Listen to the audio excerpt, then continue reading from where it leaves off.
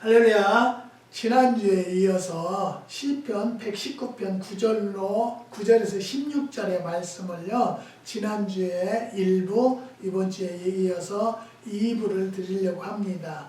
그래서 나를 말씀으로 가르치소서 넘버 2인데요. 왜 말씀이 중요한가를 지난주부터 알아보기로 했는데요. 첫 번째는 고난 속에서 나를 건져주시기 때문에 말씀이 중요하다는 거죠. 그 다음에 두 번째는 응답을 얻기 때문입니다.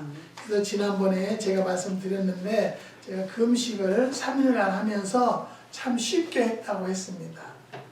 근데 금식할 때는 쉬웠는데요. 보식이 지금 뭐 한 일주일이 다 돼도 보식이 좀 쉽지는 않았어요. 네, 그래서 무겁게 힘들게 보식을 지금 하고 있는데요. 지난주에 금식 기간 동안에 성경 말씀으로 저에게 응답을 해주셨는데요. 궁금하신 분은 받아서 쓰세요. 잠언서 16장 3절, 잠언서 16장 9절, 여호수아 1장 5절과 신명기 28장 7절, 요한복음 10장 28절, 29절, 30절의 말씀을 이 말씀으로 응답을 받았기 때문에 저는 저를 도와주는 지금 데니얼 집사님 옆에 지난주에 가서 만나서 이야기했어요. 저는요, 돈이 아깝고 아쉬워서가 아니라 억울한 것을 벗겨주세요. 그렇기 때문에 집사님이 변호사를 선임해서라도 나는 하나님은 원달러도 손해보지 않도록 해주겠다고 하셨기 때문에 집사님에게 지혜명철 주셨다고 하십니다. 그러니까 진행하세요 그랬어요. 저는요, 돈이 중요한 게 아니에요. 인격적으로, 인간적으로 올바로 살지 못하는 사람들에게는요, 지적해서 하나님 뜻 안에서 올바로 살게끔 이야기를 해주고 싶은 뜻밖에는 없어요. 그렇기 때문에 하나님께서 저에게 18년간 그 성전을 지키느라고 정말로 고생했어요. 근데 거기다가 10가지 우리가 사기쳤다는 걸 적어왔는데요. 말도 안 되는 소리를 적어왔더라고. 그래요. 그래서 그렇게 본인도 이제 장로고 권사래요. 그런데 말도 우리는 거기에 일도 섞여지지 않는 내용을 적어 와가지고 그게 우리가 거짓말을 사기를 쳤다. 저는요, 지금까지 남한테 거짓말하고 남을 속이려고 해본 역사가 없어요. 하나님은 그 중심을 아실 줄 믿습니다. 사랑하는 성도 여러분, 우리는요, 오늘도 말씀드려요. 나를 말씀으로 가르치는데요, 첫 번째로 왜 말씀이 중요한가를 알아보니까 고난 속에서 나를 건져주시기 때문에 말씀이 중요하고요. 말씀으로 응답을 얻기 때문에 중요하다는 것을 지난 주간에 했고요. 어떤 사람이 나를 찾아와서 원망 어린 소리를 물었다고 합니다. 하나님의 기도를 반드시 응답하십니까? 그럴 때 여러분 뭐라고 얘기하겠습니까? 우리는 그렇습니다. 그렇다면 왜 기도에는 소식이 없습니까? 무슨 기도를 드렸는데요? 나는 4년 동안이나 사업에 성공하고 돈을 많이 벌게 해달라고 기도했지만 벌기는커녕 손해만 봤다는 질문을 했다고 합니다. 그럼 온전한 11조 생활을 하셨습니까? 아니요. 응답의 조건은요, 말씀을 지키는 것입니다. 말씀을 거역하고 불순종하고 외면하면서 기도를 응답해 달라고 하는 것은 억지가 아닐까요? 라고 했습니다. 기도에 응답받기를 원하면 전심으로 기도하고 주의 율례를 지켜야 한다는 것이죠. 응답은 멀리 있지 않습니다. 코드만 바로 꽂으면 되는 것과 마찬가지로 응답받지 못한 데에 대한 책임은 하나님께 있는 것이 아니라 바로 본인에게 있는 것을 말하는 것입니다. 세 번째는요, 나를 살리기 때문입니다. 시편 119편 50절에 보면 이 말씀은 나의 고난 중에 위로와 주의 말씀이 나를 살리셨음이니이다. 시편 119편 159편에는요 내가 주의 법도 사랑함을 보옵소서. 여호와여 주의 인자하신 대로 나를 소성케 하소서라고 했습니다. 나를 살리셨다는 것은요 죽은 것을 다시 살리셨다는 것이고, 소성케 하소서라는 것은요 죽어가는 것을 살려내는 것을 의미한다는 것이죠. 예를 들면 가뭄에 목말라 시들어가는 초목이 물을 먹고 다시 살아나는 것이 소성이고, 완전히 불타고 시들어 없어졌던 것들이 다시 살아서 싹트고 잎이 나는 것이 부활이라고 한다고 합니다. 다시 말하면 하나님의 말씀은요 인간의 영혼과 육체를 다시 살린다는 뜻입니다.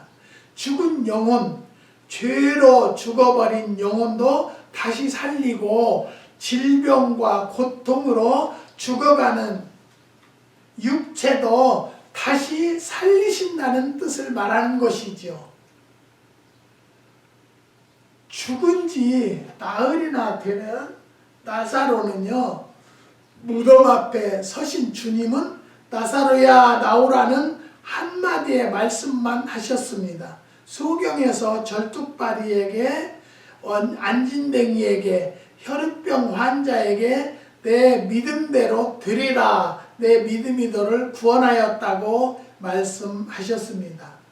하나님의 말씀은요 개인의 영혼과 육체를 살리시고, 병든 가정을, 병든 역사를, 죽어가는 세계를 다시 살리시고 치료하신다는 것 여러분 믿으십니까? 사랑하는 성도 여러분, 말씀으로 나를 살리시는 것 믿으십니까? 우리는 그렇게 말씀을 그래서 많이 접하자는 거예요. 제가 잘 아는 한국의 장모님 한 분은요 오래전에 그 병원에 가서 종합검진을 받는데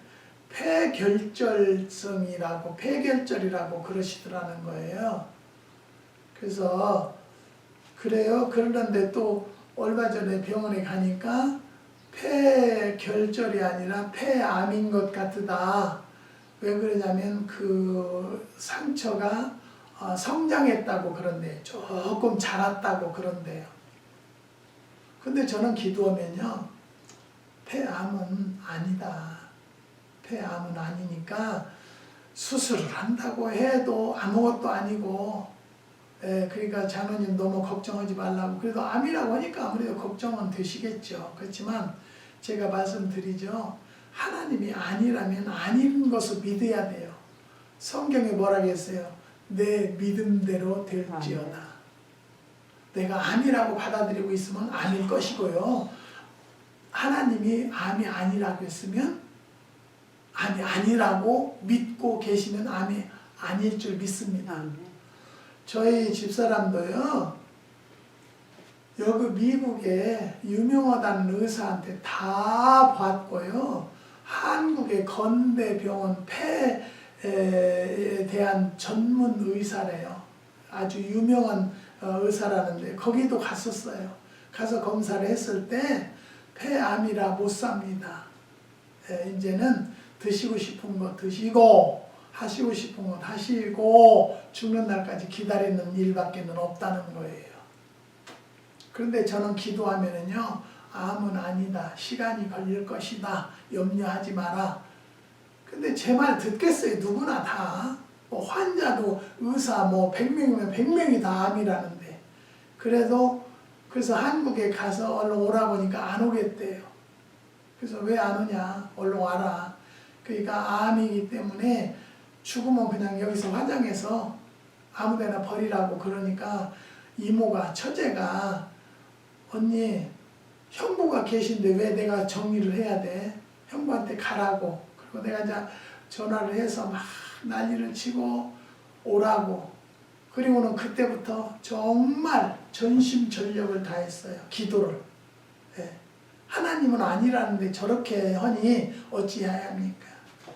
구하라 주실 것이요 두들기면 열린다고 그 말씀을 주시면서 기도를 하라는 거예요. 그래서 기도를 하는데 책을 이제 병원 책을 우리는 여기서 병원을 안 다녔으니까요. 근데 첫째는 뭐냐면 하나님께서 오바마 보험을 빨리 들으라는 거예요.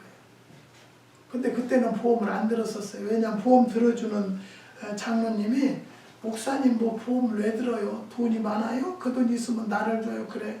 근데 나는 당장 환자가 있으니까 근데 그 장로님 모르니까 그런 소리 해죠. 그래서 제가 아니 그냥 들어줘요. 내가 들어달라면 줘요. 그러면 목사님 1년에 세금을 3,400불씩 세금을 내야 되고요. 내가 보험료를 또 뭐 400불인가 500불씩 내야 된대요. 달달이. 그걸 내더라도 해달라. 그래서 이제 들었어요. 듣고 그 보험 회사하고 이제 그 오바마 보험 거기다 전화를 하니까 2월 1일부터 사용할 수 있다라고 그렇게 했어요. 그래서 사모님이 1월 달에 이제 오라고 해서 왔어요. 오고는 병원 어느 병원을 가야 하는지를 몰라서 병원 이름을 저 전화번호 쫙 놓고 기도를 막 하는데 전화번호 거기를 가리키면서 그 의사한테 가라요. 안상은 암센터예요. 그래서 거기를 갔어요. 갔더니 지금까지 검사한 것을 CD로 다 구워오라고 해서 한국에서 다 구워오고 여기지도 다 구우고 그래서 갖다 주고 그걸 보더만 자기는 자신이 없대요.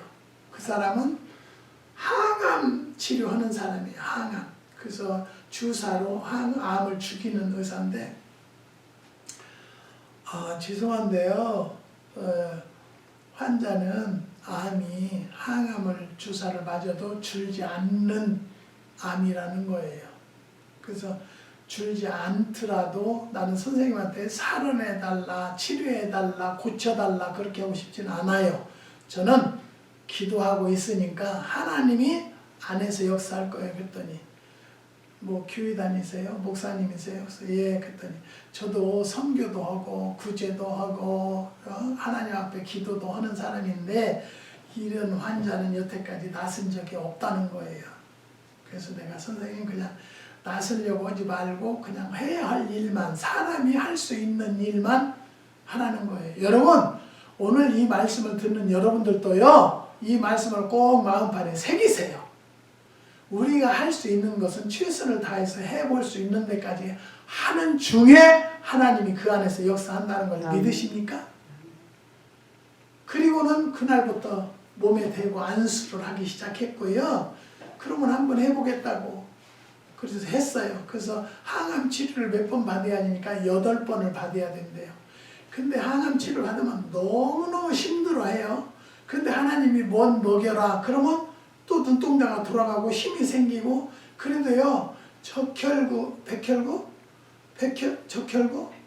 백혈구가요 줄어드는 항암치를 받으면 제 백혈구까지 다 죽어서요 그것을 또 쉬어야 된대요. 그게 궤도가 올라갈 때까지 한 번도 쉬지 않고요 6번을 맞았어요. 6번을 맞고는 한번 검사를 해보자 해서 검사를 했는데요 암이 4분의 3으로 줄었어요. 9cm였대요. 9cm. 근데 그게 암이라고는 나는 믿지 않아요. 하나님께서는 염이다, 염증이다 그렇게 말씀을 주셨기 때문에 그렇게만 믿고 기도만 한 거예요. 그냥 만약에 암세포라도 성령의 능력으로 성령의 불로 태워서 녹여서 대소변으로 빠지게 해주세요. 저는 그런 기도만 했어요. 정말로 간절한 마음으로 기도했어요. 사랑하는 성도 여러분, 기도할 때 간절한 마음으로 기도하세요. 죽은 자도 살려요. 하나님의 역사하심이라는 것을 믿으시기를 바랍니다. 그렇게 하고는요, 수술을 못 한다고 하더만요, 수술이 8번 맞고는 수술을 했는데요, 옆구리를 해가지고 이로 들어가서 로봇이 들어가서 그걸 떼어냈어요. 이 시대가 이렇게 좋은 시대에 우리는 살고 있어요. 그러는데 뭐 6시간, 5시간이면 한다는 수술을요 8시간이 넘어도 수술이 안 끝났다는 거예요. 그 수술이 다 끝나고 의사가 나오더만은 럭키 그렇게만 해요. 그래서 왜 그러냐고 그랬더니 한국 사람인데요 한국말을 잘 못해요. 근데 저희 집사람은 이제 영어를 조금 알아들으는데 그냥 영어로 하라고 그러니까 한국말로 너 이 암세포를 띄어서 USC 연구팀이 보니까 암세포는 0%이래요. 그러면 이게 암이었어요? 암이 아니었을까요? 그러면 의사 예를 들어서 10명이면 10명이 맞았을까요? 하나님의 영적으로 말씀한 암은 아니다. 염인데 시간이 걸릴 것이다. 죽지는 않는다. 나는 그 음성을 들었기 때문에 그대로 계속 얘기하면서 기도만 한 거예요. 나는 하나님은 아니라겠으니까 하나님 방법대로 치료해 주세요. 그렇게 하고요. 수술하고 나서는요. 아무 치료도 안 받았어요. 약도 먹지 않았어요. 지금 10몇 년 됐어요. 11년. 11년 됐는데요. 굉장히 건강하고요. 감기도 잘 안 걸려요. 그러니까 감기를 주의를 하죠. 폐에 문제가 있었기 때문에. 사랑하는 성도 여러분, 나를 살리기 때문에 말씀으로 가르쳐 달라는 거예요. 기도할 때 말씀으로 응답받는 것이 그 이상 더 좋을 게 뭐가 있겠어요. 그렇기 때문에 성도들에게 기도해라, 말씀을 봐라, 그 말씀을 드리는 거예요. 지금 또 한국에 계시는 임집사님이라고요. 폐에 뭐 호스 그 호흡기 그 호스가요 인조 늦다고 오래 늦어요. 그게 벌써 뭐 몇십 년이 됐어요. 예. 그때 여기 와서 기도받고 14년을 살다가 그게 좀 이제 좁아졌대요. 그래갖고 그 고통을 받는데요. 또 뭐 수술을 한다고 그래요. 그것은 뭐 본인들이 원하는 길이니까 기도하면서 하시는 것을 저는 반대하진 않아요. 그렇지만 기도 외에 이러한 능력이 나가지 않는다는 거예요. 기도밖에 없어요. 기도하면은요 안 되는 것도 되게 하시는 하나님 믿으십니까? 네 번째 왜 말씀이 중요한가를 알아보려고 하는데요. 평안이 있기 때문에 말씀으로 응답하라는 거예요. 말씀으로 가르쳐달라는 거예요. 시편 119편 165절 주의 법을 사랑하는 자에게는요 큰 능력이 있으니 저희에게 장애물이 없으리이다. 왜 평안이 없습니까? 장애물이 많았기 때문이라는 거지요. 장애물이란 걸림돌이 되는 것, 거추장스러운 것, 염려, 근심하는 것 등등을 말하는 것이죠. 그러나 장애물이 없으려면 주의 말씀을 사랑해야 한다고 말씀을 드립니다.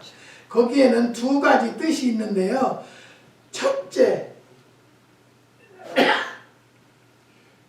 주께서 사랑하는 자 글 위에 장애물을 치워주신다는 뜻입니다. 둘째는 주께서 함께 손을 잡고 장애물을 뛰어 넘어주신다는 뜻이죠. 주의 말씀을 사랑하면 인생에서 승리하게 된다는 것을 믿으십니까? 우리는 하나님의 말씀을 알면서도 그런 것을 왜 못 깨달을까요? 여러분, 깨달은 성도들이 되시기를 주님의 이름으로 부탁을 드립니다. 주의 말씀을 사랑하면 인생에서 승리하게 된다는 것이죠. 왜? 그 말씀이 내 안에서 역사하기 때문에. 그 다음에는요, 지속적인 기도는요, 능력을 받을 준비가 된다는 것을 믿으십니까? 사도들과 120문도들이 10일 동안이나 기다리며 기도하다가 성령 충만을 받았는데요. 그동안 무슨 기도를 하고 시간을 보냈을까요?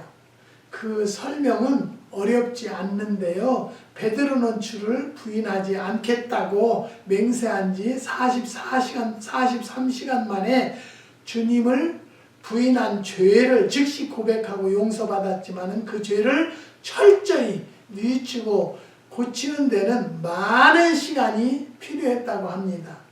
베드로는 기도하지 못했던 것, 교만하고 자만했던 것, 주님을 부인했던 수치스러운 저를 열흘 동안 가슴 치며 또 회개하고 또 뉘우치면서 기도했을 것입니다.